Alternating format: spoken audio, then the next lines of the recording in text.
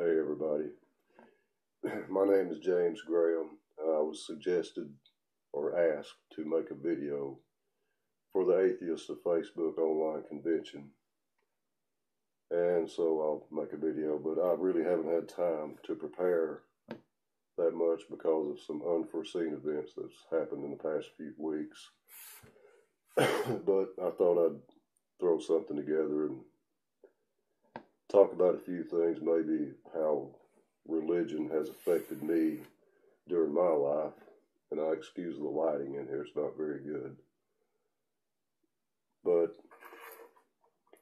I thought I'd talk about, when I was adopted at the age of 5, brought into a Southern Baptist household here in Southern Tennessee, here in the Bible Belt.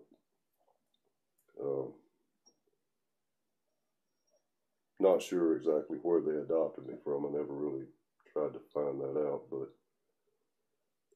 when I was brought here, I was brought into this religious household, and one of the first things that I remember when I was brought into this household, my mother, very religious woman. My dad wasn't quite as religious, of course.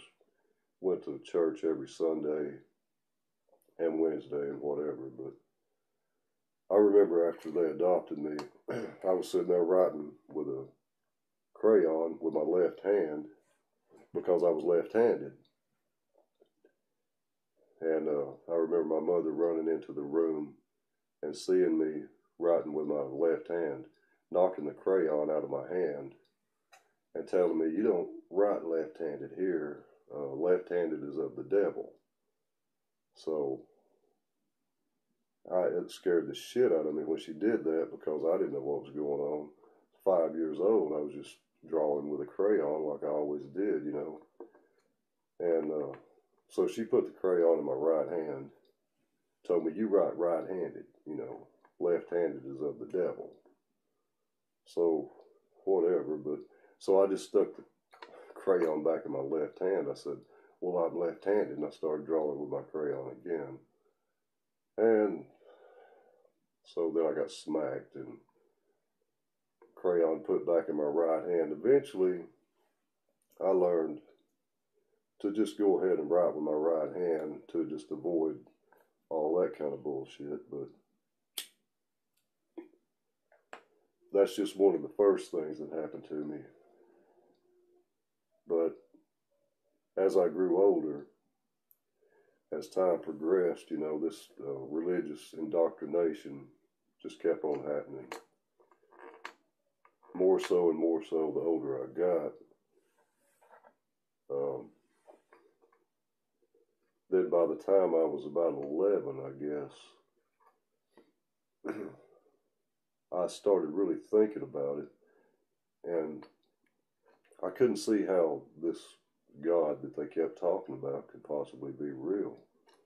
Even at the age of 11, I just didn't see how it could be real. But one thing I always did is I always required evidence for everything. And of course, I told my mother and my dad that I didn't see how this could possibly be real.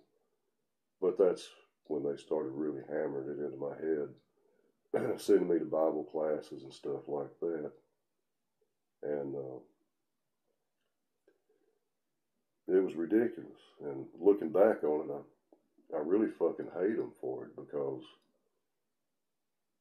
I really think that's the worst thing that you could possibly do is force these things into a young kid's mind. It destroys their mind. I can't fucking stand it.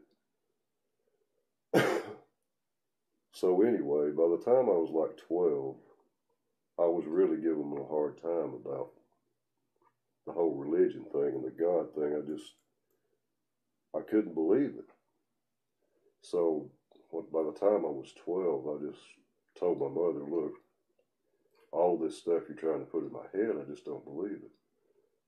So then she takes me to a psychiatrist, right? And it's kind of funny because she takes me to this psychiatrist and tells him I've got to be crazy because I don't believe in this God that they believe in.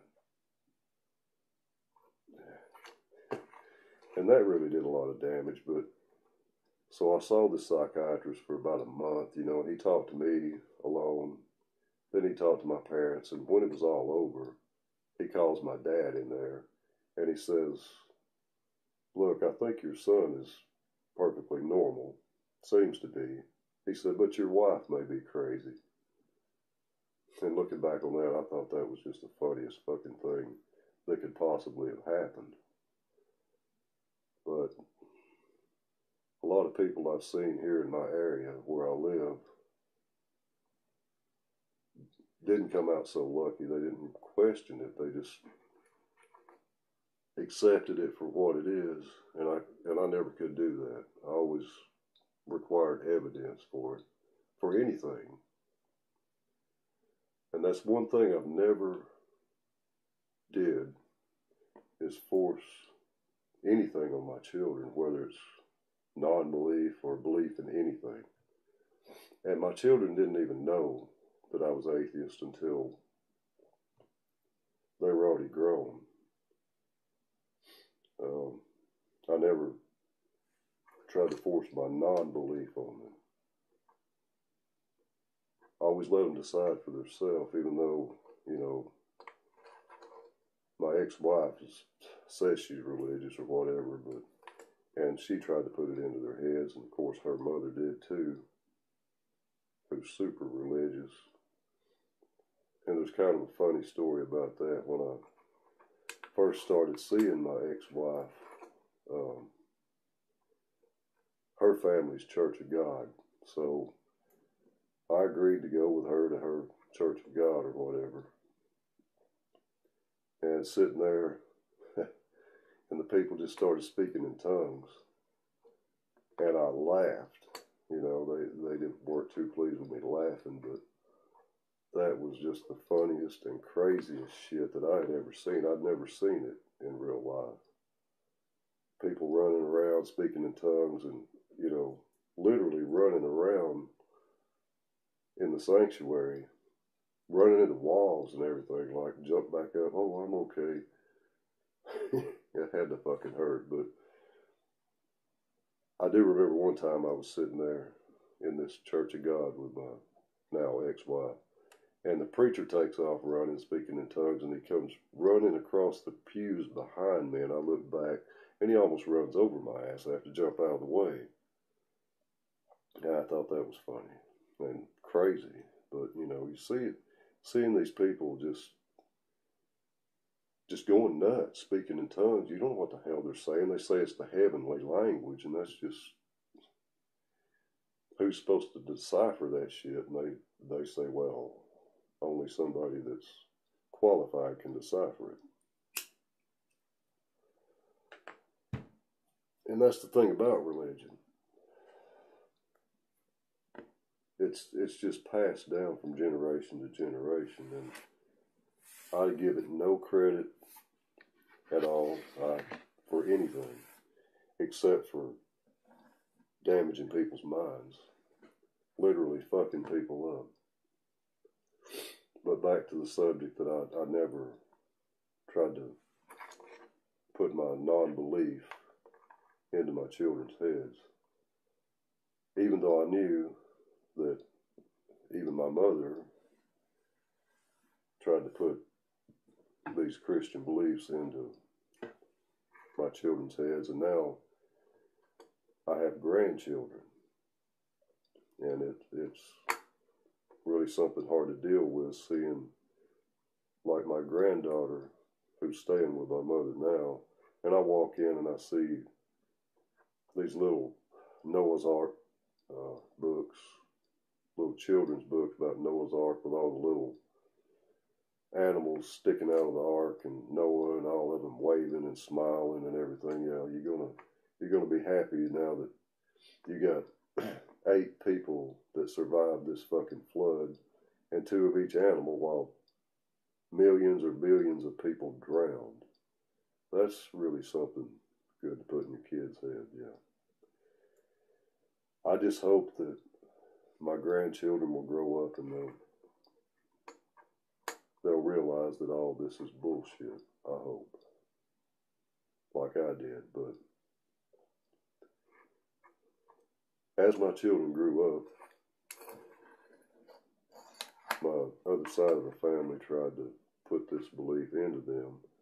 And I never said anything about my non-belief until they got old enough. And then my youngest daughter, one day, she looked at me and she said, I just don't see how this God could be real. How could it be real? And she was asking me about it. And that's when I came out and just told her, I don't believe in this God either. And then we kind of had a connection there. And I've been talking to her about it since then. And then one of my other daughters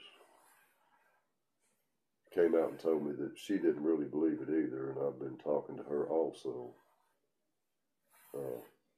But that's the best I could do, is just wait until they got old enough and ask me about it. And that's, I think that's what everyone should do. They shouldn't force these beliefs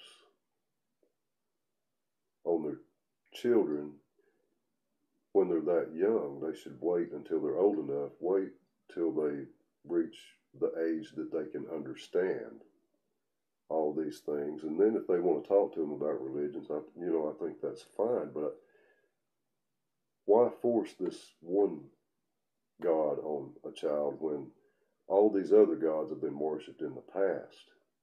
But I realize that's just part of the religious indoctrination. And they look at it as, get them while they're young, put it in their head while they're young, and they'll accept it. And that's what they do. It's like an animal and its prey. They get them while they're the weakest, right? That's the way most religions work. And I despise religion. I've come to just completely fucking despise it because of the things I've seen. And I guess I could go into a little more detail about what really made me just completely hate religion and what made me become, I guess, anti-theist. When I was younger, I didn't even really know what the word atheist meant. I remember in church when I was, I don't know how old I was, but it was like right after Elvis Presley died.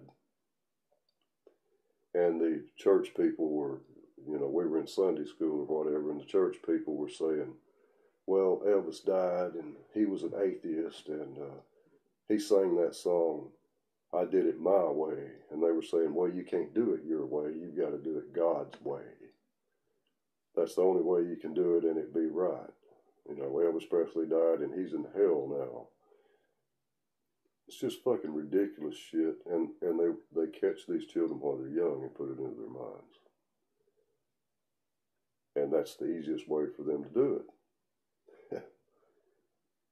And I hate to keep rambling, but I didn't, like I said before, I haven't had time to prepare anything, so I'm just coming off the top of my head with this stuff. Excuse me.